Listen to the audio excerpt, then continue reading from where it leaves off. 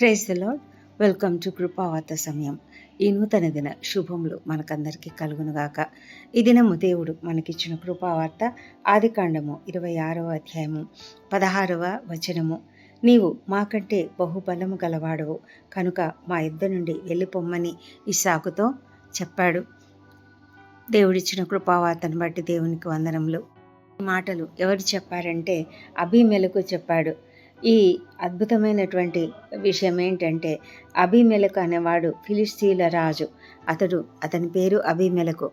ఇస్సాకున్న ప్రదేశంలో కరువు వచ్చింది. అందువల్ల అతడు గెరారులో ఉన్న ఫిలిష్తీయుల రాజైన అబీమెలెకునొద్దకు వెళ్ళినట్లుగా వాక్యంలో రాయబడింది.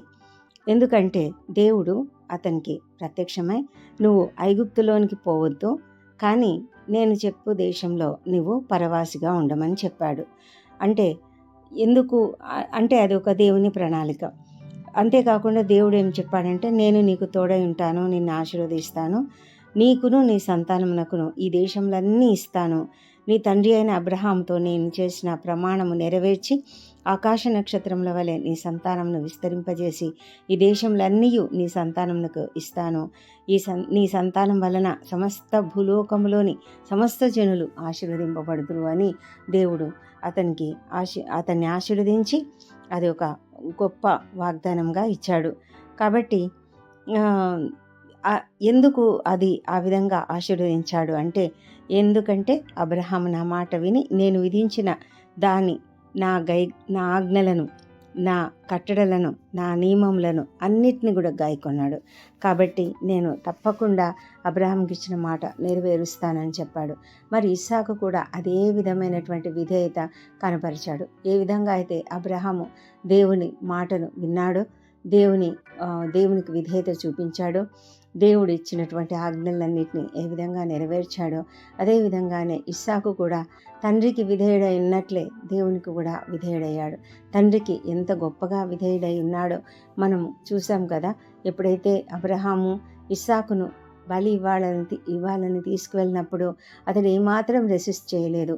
మరి యవనస్తుడు ఆ సమయంలో అతడు ఒక్కసారి తిరగబడి పారిపోయినట్లయితే అబ్రహాం ఏం చేయలేకపోయేవాడు. కానీ అలా చేయలేదు. అతడు దేవునికి లోబడ్డాడు, తండ్రికి లోబడ్డాడు. ఆ విధంగా ఒక గొప్ప వాగ్దానాన్ని అతడు పొందుకున్నాడు. దేవునితో నిబంధన, దేవుడు ఏ నిబంధన అయితే అబ్రహాంతో చేశాడో అదే నిబంధన దాన్ని కంటిన్యూ చేస్తూ ఉన్నాడు దేవుడు. ఇస్సాకు గెరార్లో నివసిస్తున్నప్పుడు మరి అక్కడున్నటువంటి జనులు అంతా కూడా అక్కడంతా వారందరికంటే కూడా ఇతడు చాలా గొప్పవాడుగా తయారయ్యాడు. ఎంత అంటే 100 అంతలు ఫలం పొందినాడు. అతడు విత్తనం వేస్తే ఆ సంవత్సరం 100 అంతలు ఫలం పొందాడు. దేవుడు అతన్ని ఆశీర్వదించాడు. కనుక ఆ మనుషుడు గొప్పవాడయ్యాడు. ఇదంతా కూడా ఎందుకు జరుగుతూ ఉందంటే కేవలము దేవుని పట్ల విధేయత మనం కలిగి ఉంటే, దేవుని ఆజ్ఞలను మనం గైకొంటే దేవుడు తప్పకుండా మనల్ని ఆశీర్వదిస్తాడు. మన మార్గంలో కష్టాలు రావచ్చు. అతనికి కూడా కష్టాలు వచ్చాయి, ఇస్సాకుకు కూడా కష్టాలు వచ్చాయి, అబ్రహాంకు కూడా కష్టాలు వచ్చాయి. కొన్ని ఇబ్బందులు వారు ఎదుర్కొన్నారు. అయినప్పటికీ కూడా దేవుని యొక్క తోడు వారికి ఉన్నది. మరి అతడు గొప్పవాడైనప్పుడు ఎంత గొప్పవాడంటే మిక్కిలి గొప్పవాడగు వరకు క్రమక్రమంగా అభివృద్ధి పొందాడంట ఇస్సాకు. ఆ విధంగా దేవుడు ఆశీర్వదించాడు. మనం కూడా అంతే. మన జీవితాలలో మనం కూడా అంత ఒక్కసారే చాలా గొప్పవాళ్ళమైపోవాలని మనం ఆశపడ్డం మంచిది కాదు. అది అత్యాశ అవుతుంది. కానీ మన యొక్క జీవితాలలో మనం ఒక స్టెప్ ఫస్ట్ వేయాలి. ఏదైనా కూడా ఒక నడక ఒక అడుగుతోనే మొదలవుతుంది కదా. మన జీవితంలో ప్రతి పని కూడా ఒక అడుగుతోనే మొదలవుతుంది. మన చదువు కూడా మొదటి తరగతితో ప్రారంభమవుతుంది. అదేవిధంగా మన యొక్క ప్రతి పరిస్థితి కూడా, మన యొక్క ప్రతి అవకాశాలను మనం అందిపుచ్చుకున్నాక కూడా మనం వేసే మొదటి అడుగు ఆ తర్వాత మనల్ని అధికం నుంచి క్రమంగా అధికానికి మనల్ని నడిపిస్తుంది. ఆ విధంగా దేవుడు మనల్ని ఆశీర్వదిస్తాడు. ఇస్సాకును కూడా అదే విధంగా ఆశీర్వదించాడు. అతనికి గొర్రెల ఆస్తి, గొడ్ల ఆస్తి, దాసులు చాలా గొప్పగా జరిగినప్పుడు ఫిలిష్తీయులందరూ కూడా అతని పట్ల అసూయపడ్డారు. అసూయపడి దేవు దేవుడు యొక్క దేవుని యొక్క గొప్ప కృపచేత అతడు ఆ విధంగా ఆహ్, త ఎవ ఎవరెవరైతే బావులు తవ్వారో, అంటే అబ్రహాం దినములలో అతని తండ్రి దాసులు త్రవ్విన బావులన్నీ కూడా ఉన్నాయి. అయితే వాటినన్నిటిని కూడా ఫిలిష్తీయులు మూసివేశారు. అంటే వాళ్ళు అసూయతో ఆ బావులను మూసివేశారు. అప్పుడు అబీమెలెకు ఏం చెప్పాడంటే, నీవు మాకంటే బహుబలం కలిగిన వాడవై ఉన్నావు, కాబట్టి మా వద్ద నుండి వెళ్ళిపో అని చెప్పాడు. ఎంత ఎంత ఆశ్చర్యం కదా! అంటే ఒక అన్యుడైనటువంటి రాజు, ఆయన రాజు. ఇస్సాకు రాజు కాదు, కానీ రాజు ఒక సామాన్య వ్యక్తితో చెప్తున్నాడు, నీవు మాకంటే బహుబలము కలవాడవు. ఈ విధమైనటువంటి ఒక గొప్ప ఆధిక్యత మనం కూడా ఈ లోకంలో పొందుకోగలము. ఆస్తి విషయంలో మాత్రమే కాదు. ఆస్తి అనేది ఈ లోకంకు సంబంధించినటువంటి ఈ ఈ ఈ లోక సంబంధమైనటువంటి ఐశ్వర్యము, ఆస్తులు, సంపదలు ఇవన్నీ కూడా కాదు. కానీ మన జీవితంలో ప్రాముఖ్యమైనవి ప్రభువైన యేసుక్రీస్తు చెప్పినవి, దేవుని రాజ్యమును, నీతిని మొదట వెతకమని ఆయన చెప్పాడు. అవి మనము ఎప్పుడైతే వెతుకుతామో అప్పుడు మనము అన్ని విషయాలలో కూడా ముందుంటాము. ఇతరుల కంటే, అన్యుల కంటే మనము ముందుగా ఉంటాము. అంటే అన్యులు అంటే కేవలము మరి దేవుని తెలియని వారిని గురించి నేను చెప్తున్నాను. ఎవరైతే దేవునిని ఎరగనటువంటి వారు ఉన్నారో, మన వాళ్ళే ఉంటారు, చాలామంది ఉంటారు మన వాళ్ళే దేవునికి విరోధంగా ఉంటారు. అయితే దేవుడు మనల్ని ఆశీర్వదించి అంటే స్పిరిచువల్గా, ఆత్మీయంగా మనము పైకి ఎదిగేలాగా దేవుడు మనల్ని చేస్తాడు. మనము ఇతరుల కంటే అధికులంగా ఉండగలుగుతాము. ఆ రాజు వెళ్ళిపోమన్నాడు కదా అని ఇస్సాకు ఇంకొక చోటికి వెళ్ళి ఒక లోయలో గుడారం వేసుకొని అక్కడ నివసించాడు. అక్కడ మళ్ళీ తను బావులను త్రవ్వించాడు. అయితే ఆ బావులు ఎక్కడెక్కడ అతడు త్రవ్వుతాడో అక్కడంతా కూడా చక్కటి జలలు గల నీళ్ళ బావి, అంటే మంచి ఊట కలిగినటువంటి నీళ్ళ బావులు దొరికాయి. ఆ విధంగా వాళ్ళు అతడు చేసినప్పుడు గెరారా కాపర్లు ఇస్సాకు కాపర్లతో జగడమాడి ఈ నీరు మాదే అంటారంట. వాళ్ళు ఎక్కడ ఇస్సాకు బావి త్రవ్వితే ఆ బావి మాదే అంటారంట. ఆ విధంగా ప్రతిసారి కూడా వాళ్ళు ప్రతి చోట జగడమాడుతూ వచ్చారు. అయితే ఇస్సాకు మాత్రము ఎక్కడ కూడా వాళ్ళతో యుద్ధం చేయలేదు, వాళ్ళతో వాదులాడలేదు. వాళ్ళు ఇది మాదే అన్నప్పుడు అది వదిలేశాడు, ఇంకొక చోటుకి వెళ్ళాడు, అక్కడ బావి త్రవ్వించాడు. అది మాదే అని వాళ్ళు అన్నప్పుడు అది కూడా వదిలేశాడు, ఇంకొక చోట త్రవ్వించాడు. ఆ విధంగా త్రవ్వుతూ వెళ్ళిపోయాడు. అంతేకాని ఎవరితో కూడా జగడమాడలేదు. దేవుడు సంతోషించాడు. అందుకే దేవుడు మళ్ళీ తిరిగి బెయేర్షెబాలో ప్రత్యక్షమై ఇస్సాకుతో చెప్తున్నాడు, నేను నీ తండ్రి అయిన అబ్రహాం దేవుడను, నేను నీకు తోడై ఉన్నాను గనుక భయపడకుము. నా బాలుడైన అబ్రహాంను బట్టి నిన్ను ఆశీర్వదించి నీ సంతానమును విస్తరింపజేసేదనని చెప్పాడు. ఆ విధంగా ఇస్సాకు అంతకంతకు అభివృద్ధి చెందుతూ, అంతకంతకు మరి ఆత్మీయంగా కూడా ఎదుగుతూ దేవుని యొక్క ఆశీర్వాదాన్ని పొందుకున్నాడు. నిజానికి ఇస్సాకు ఆ విధంగా అభివృద్ధి చెందడం చూసి అబీమెలెకు భయపడ్డాడు. ఎందుకంటే ఒకవేళ అతని సైన్యము, అంటే అతని ప్రజలు అందరూ కలిసి తిరగబడితే తాను ఏమైపోతానో, తన రాజ్యాన్ని పోగొట్టుకుంటానేమో అని భయపడి అతన్ని అక్కడి నుంచి వెళ్ళిపోమన్నాడు. మరి ఫిలిస్తీయులందరూ కూడా భయపడ్డారు. అంతేకాకుండా వారు అసూయపడ్డారు కూడా. అసూయపడ్డం వల్ల వారు ఎక్కడ కూడా ఇస్సాకును ఉండనివ్వకుండా ఒక్కొక్క చోటికి వెళ్ళిపోమని చెప్తున్నారు. అయితే ఇస్సాకు మాత్రము ఎప్పుడూ ఎవరి మీద తిరగబడాలనే ఉద్దేశం కానీ, వాళ్ళపైన యుద్ధం చేయాలనే ఆశయం కానీ అతనికి లేదు. అతను సాత్వికుడుగా ఉంటూ ప్రతి చోట కూడా ఎంతో నెమ్మదిగా వారికెవరికి కూడా మరి విరోధంగా మాట్లాడకుండా, యుద్ధం చేయకుండా వెనుతిరిగి వెళ్తూ వచ్చాడు. దేవుడు అతన్ని ఆశీర్వదించాడు. సాత్వికంతో ఉండడం ఒక ధన్యత. ప్రభువైన యేసు చెప్పాడు కదా, సాత్వికులు ధన్యులు, వారు భూలోకమును స్వతంత్రించుకొందురు. మరి ఇస్సాకు అదేవిధంగా సాత్వికంతో వెళ్తూ దేవుడు కనిపించి తనను ఆశీర్వదించిన చోట ఒక బలిపీఠం కట్టించాడు. అక్కడ ప్రార్థన చేసి తన గుడారం వేసి అక్కడ ఒక బావిని త్రవ్వారు. అప్పుడు అబీమెలెకును అతని స్నేహితుడైన అజహతును అతని సేనాధిపతి అయిన ఫీకోలును గెరార్ నుండి అతని యొద్దకు వచ్చి వాళ్ళు వచ్చారు మాట్లాడడానికి. అప్పుడు ఇస్సాకు అనుకుంటున్నాడు, మీరేమన్నా పగబట్టినారా నా మీద అని అడుగుతూ, ఎందుకు నన్ను వెళ్ళిపోమని చెప్పారు, నేను వెళ్ళిపోయాను కదా, మళ్ళీ ఎందుకు వచ్చారు అని అడిగినప్పుడు వాళ్ళకు ప్రతిసారి కూడా అతన్ని చూస్తే భయం వేస్తుంది. ఎందుకంటే దేవుడు అతనితో ఉన్నాడు, దేవుడు అతన్ని ఆశీర్వదిస్తున్నాడు, దేవుడు అతనిని అత్యధికంగా హెచ్చిస్తూ ఉన్నాడు. కాబట్టి వారు భయపడి అక్కడికి వచ్చారు. వారు ఏమంటున్నారంటే, యెహోవా నీకు తోడై ఉండడం చూసాం, కాబట్టి నీకు మాకు మధ్య ఒక ప్రమాణం ఉండాలని వాళ్ళు వచ్చారనమాట. ఆ విధంగా మనము ఒక నిబంధన చేసుకుందామని వచ్చారు.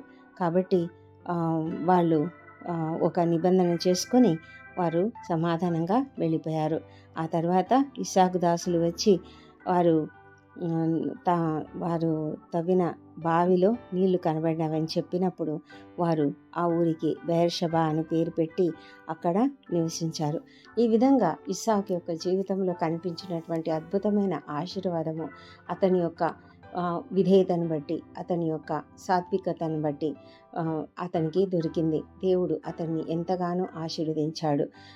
ఈ విషయంలో ఇట్లాంటి విషయం మనం కూడా ఒక పాఠంగా నేర్చుకోవాలి. మన జీవితంలో కూడా ఆ విధమైనటువంటి సాత్వికం కలిగి ఉండాలి, ఆ విధమైనటువంటి విధేయత మనం కలిగి ఉండాలి, దేవుని పట్ల భయభక్తులు కలిగి ఉండాలి, దేవుని యొక్క ఆజ్ఞలను మనము ఎల్లప్పుడూ కూడా పాటించేవారుగా ఉండాలి. మనల్ని దేవుడు ఆశీర్వదిస్తున్నాడని చాలామంది ఏం చేస్తారంటే చాలా అతిశయపడతారు. కానీ అలాంటి అతిశయం ఏమీ లేకుండా అతడు అందరితో సమాధానంగా ఉండాలని కోరుకున్నాడు. అలాంటి సమాధానాన్ని అతడు ఆశించాడు. కాబట్టి అందరూ కూడా అతనితో సమాధానంగా ఉండగలిగారు. ఎంతో అద్భుతమైనటువంటి లెసన్స్ మనము ఇస్సాకు జీవితంలో నుంచి మనం నేర్చుకుంటున్నాము. మరి దేవుడు మన జీవితాలలో కూడా మనకి ఆశీర్వాదాలు ఇవ్వాలి అంటే మన జీవితం కూడా ఇస్సాకు జీవితంలాగా దేవునికి విధేయత కలిగి దేవుని యొక్క కట్టడలను అనుసరించి నడుచుకుంటూ నిత్యము దేవునితో సహవాసం చేసేవారంగా ఉంటూ సాత్వికంతో జీవిస్తూ సమాధానంగా ఇతరులతో సమాధానంగా ఉంటూ నడుచుకోవడానికి దేవుడు మనకు కృప చూపించునుగాక. ఆ విధంగా చేసినట్లయితే అందరికంటే మనము బహుబలంగా ఉండగలుగుతాము. రాజైన అబీమెలెకు అతనితో వచ్చిన వాళ్ళు అంటున్నారు, మేము నీతో నిబంధన చేసుకుంటాము, ఆ విధంగా చేసుకుంటే నీవు యెహోవా ఆశీర్వాదము పొందుతావు అన్నారు. ఆల్రెడీ ఇస్సాకు ఆశీర్వాదం పొందుకున్నవాడే, కానీ వాళ్ళు అది కూడా చూస్తున్నారు. మన జీవితాలలో మనం ఆ విధంగా ఉంటే మన జీవితాలను బట్టి ఇతరులు మనం ఎలాంటి ఆశీర్వాదాన్ని పొందుకుంటున్నామో చూస్తారు. ఆ విధంగా దేవుడు మహిమపరచబడతాడు. కాబట్టి మన జీవితాలను కూడా ఆ విధంగా ఉంచుకోవడానికి దేవుడు మనకు సహాయపడినట్లుగా దేవుణ్ణి ప్రార్థిద్దాం. దేవుడి కృపావర్తను దీవించునుగాక. సర్వశక్తి మంత్రుడైన దేవ, కృపగలిగిన మా తండ్రి, నీకు వందనములు, స్తోత్రములు తండ్రి. అవును ప్రభా, నిన్ను ప్రేమించేవారిని ఎంతో ప్రేమిస్తావు, నిన్ను ఆరాధించేవారిని ఎంతగానో మరి ఆశీర్వదిస్తావు ప్రభా. నిన్ను ఘనపరిచేవారిని నీవు ఘనపరుస్తావు మా ప్రభా తండ్రి. మేము ఆ విధంగా జీవించడానికి మాకు సహాయం చేయండి తండ్రి. నిన్ను మేము ఆరాధించేవారుగాను నిన్ను ఘనపరిచేవారుగాను ఉండడానికి సహాయం చేయండి. మా జీవితాల ద్వారా నిన్ను మహిమపరిచేలాగా మేము ఉండడానికి సహాయం చేయండి. అవును ప్రభా, నీ యొక్క ఆజ్ఞలను గైకొనడం, నీతో సహవాసం కలిగి ఉండడము తండ్రి, మేము నీ యొక్క నెమ్మదిగా సమాధానంతో ఉంటూ సాత్వికంతో ఉంటూ ఇతరులకు కూడా సమాధానకరంగా, ఇతరులతో కూడా సమాధానంగా ఉండడానికి మాకు సహాయం చేయమని ప్రార్థిస్తున్నాం ప్రభా. నీవిచ్చే ఆశీర్వాదమును పొందుకోవడం ద్వారా ఏ విధంగానైనా సరే ప్రభా, అది ఏ రంగంలోనైనా సరే మాకు మీరిచ్చే ప్రతి ఆశీర్వాదాన్ని బట్టి మేము అతిశయించక ఆ ఆశీర్వాదాన్ని ఇతరులకు పంచే విధంగా మేము ఉండాలి ప్రభా తండ్రి. మేము ఇతరులకు ఆశీర్వాదకరంగా ఉండాలి తండ్రి ప్రభా. మీరు అబ్రహాంను ఆశీర్వదించినట్లుగా తండ్రి, మరి మేమంతా కూడా ఇతరులకు ఆశీర్వాదకరంగా ఉండడానికి భూలోకంలోని సమస్త జనులు ఆశీర్వదింపబడతారు అని మీరు చెప్పినట్లుగా మేము ఇతరులకు కూడా ఆశీర్వాదకరంగా ఉండడానికి సహాయం చేయమని ప్రార్థిస్తున్నాము. మా ఉద్యోగ జీవితంలోనైనా, మా కుటుంబ జీవితంలోనైనా, మరి సామాజిక జీవితంలోనైనా తండ్రి, మేము చేసే ప్రతి పనిలోనూ, మా యొక్క నడకలోను, మా యొక్క మాటలోను, క్రియలలోను తండ్రి, మేము నిన్ను మహిమపరిచే విధంగా జీవించడానికి మాకు సహాయం చేయమని ప్రార్థిస్తున్నాం ప్రభా. తండ్రి, ఈ పెందల కడ నీ సన్నిధిలో మేము ప్రార్థిస్తుండగా మా ప్రార్థనలు ఆలకించిన తండ్రి, మా అపరాధములను క్షమించండి. ఇతరులు మా ఎడల చేసిన అపరాధములను మేము కూడా క్షమిస్తున్నాము ప్రభా. మా ఉద్యోగ జీవితాలలో మేము నీకు మహిమకరంగా జీవించినట్లుగా సహాయం చేయండి. మా తండ్రి దేవా, మా పిల్లలను తండ్రి దీవించండి, విద్యార్థులను దీవించండి, చదువులో వారికి అధికమైనటువంటి సామర్థ్యం అనుగ్రహించండి ప్రభా. నాయన జ్ఞానం అనుగ్రహించండి మా తండ్రి ప్రభా. నిరుద్యోగులకు ఉద్యోగంలో దయచేయండి తండ్రి. ఎంతమంది అయితే ప్రభా ఉద్యోగాలు వెతుకుతూ ఉన్నారో వారికి అందరికీ తగిన ఉద్యోగం దయచేయండి ప్రభా. అనేకమైన మార్గాలు వారి తెరవమని ప్రార్థిస్తున్నాం ప్రభా. మా తండ్రి, వివాహ ప్రయత్నం చేస్తున్నటువంటి వారికి సఫలత అనుగ్రహించమని ప్రార్థిస్తున్నాము. సంతానంను ఇచ్చి దీవించమని ప్రతి ఒక్కరికి నాయన, ఎవరైతే సంతానం లేక నిన్ను ప్రార్థిస్తున్నారో వారిని దీవించండి మా తండ్రి. ఆశీర్వదించండి, వారిలోని పునరుత్థాన శక్తిని ప్రవేశపెట్టండి తండ్రి. వారిని దర్శించమని ప్రార్థిస్తున్నాం ప్రభా. అద్భుతాలు, ఆశ్చర్యకార్యాలు చేయగలిగిన దేవుడు, నీకు సాధ్యమైనది ఏదీ లేదు తండ్రి. దయ ఉంచి సహాయం చేయమని వేడుకొంచున్నాము మా ప్రభా తండ్రి. మరి కుటుంబములలో ఐక్యతను అనుగ్రహించండి తండ్రి. విడిపోయిన భార్యాభర్తలు కలుసుకునేలాగా సహాయం చేయండి. ఎక్కడ కూడా నైనా మరి మనస్పర్ధలు లేకుండా సంతోషంను, సమాధానంను అనుగ్రహించమని ప్రార్థిస్తున్నాము మా దేవ. గర్భిణీ స్త్రీలను ఆశీర్వదించి వారికి సుఖమైన ప్రసవం అనుగ్రహించమని ప్రార్థిస్తున్నాం తండ్రి. అనారోగ్యంతో ఉన్నటువంటి వారికి స్వస్థత అనుగ్రహించండి తండ్రి. ముఖ్యంగా ప్రభా, మరి క్రిటికల్ కండిషన్స్లో ఉన్నటువంటి వారిని, ఐసీలో ఉన్నటువంటి వాళ్ళని లేవనెత్తమని ప్రార్థిస్తున్నాం మా తండ్రి దేవా. కోలుకుంటున్నటువంటి వారికి త్వరగా శక్తిని, బలం అనుగ్రహించండి. సర్జరీస్ గుండా వెళ్తున్నటువంటి వారిని, అనేక ప్రొసీజర్స్ గుండా వెళ్తున్నటువంటి వారిని దీవించి వారికి కావాల్సిన సహాయం అనుగ్రహించమని ప్రార్థిస్తున్నాము మా తండ్రి దేవా. ప్రపంచమంతటా శాంతి, సమాధానం అనుగ్రహించండి తండ్రి. మరి ఇజ్రాయెల్ దేశంను జ్ఞాపకం చేసుకొని అక్కడ ఉన్నటువంటి పరిస్థితులను సరిచేయండి. మీరు ఇన్వాల్వ్ కమ్మని ప్రార్థిస్తున్నాము. యెరూషలేమును దీవించండి. యెరూషలేములో వారి నగరులలో క్షేమంను, వారి ప్రాకారములలో నెమ్మదిని దయచేయమని ప్రార్థిస్తున్నాం తండ్రి. మా దేశంను దీవించండి. మా దేశం పని పరిశుద్ధాత్మను కుమ్మరించండి. అధికారులను, ఉద్యోగులను, పరిపాలకులను ఒక్కొక్కలను దీవించి వారందరూ కూడా నాయన నమ్మకంగా, నిజాయితీగా పనిచేయడానికి సహాయం చేయండి.